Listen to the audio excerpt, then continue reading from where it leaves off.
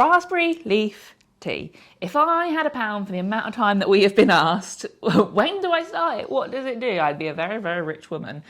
So let's break it down for you. What is it? What does it supposedly do? Is it safe? And when should you start it? So, first of all, raspberry leaf tea is raspberry leaf. We do not pretend to be herbalists or anything like that. We know about this in the context of birth only because of the amount of pregnancies we've had between us and obviously working with so many people that are pregnant.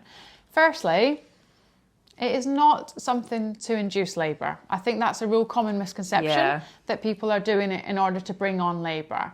It's actually about toning up your uterus to make the pushing phase of labour more efficient, faster, and also to aid that returning of the uterus back to its usual self after birth. Now, there is a lot of conflicting kind of, not evidence, because there's none of that.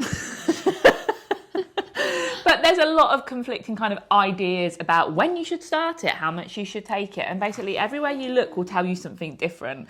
And you can drink it, you can take it in tablets as well. So it really is a lot to kind of take in, and you have to do what is right for you. There are schools of thought that you can start it from about 30 to 32 weeks, and what the aim is to gradually build up how much you are having a day until you get to the point where you're having 3 to 4 cups a day when you are term. Yep, and if you're taking the tablets, it works exactly the same way. I actually took the tablets with all 3 of my pregnancies. I would start with 1 tablet a day around 32 weeks, and then I would gradually increase that until by the end of my pregnancy, I was having around 4 tablets a day. Now, let's talk about the evidence of this then. So, there really isn't any. A lot of people worry about the safety, whether there's any safety behind it. You know what? Basically, there's no evidence to say that it's safe.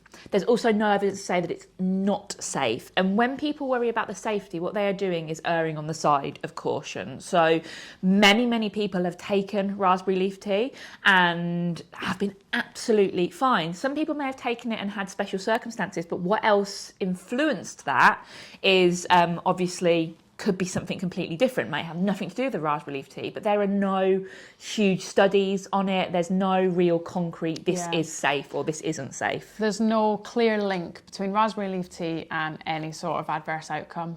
It is said that potentially, if we are erring on the side of caution, that those with a risk of preterm labour might be better to avoid it.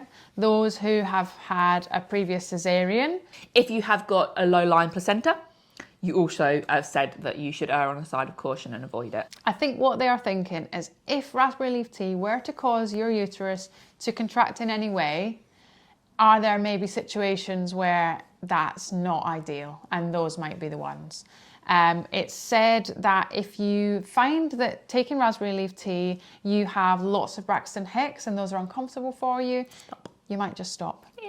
And the main thing to think about really is that it might do fuck all, but you might feel like you want to try everything you can to make your labour as smooth and efficient as possible to improve your healing afterwards, and that's absolutely fine, even if it does fuck all, if it makes you feel good about it.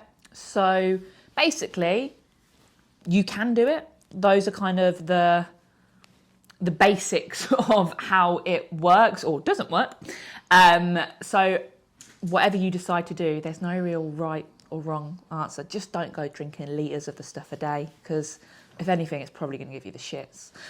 We will link below a link to the article by the wonderful Dr. Sarah Wickham about raspberry leaf tea, so you can have a look through. But she essentially says what we've just said, but in a, doctory way. In a far more eloquent way, yeah.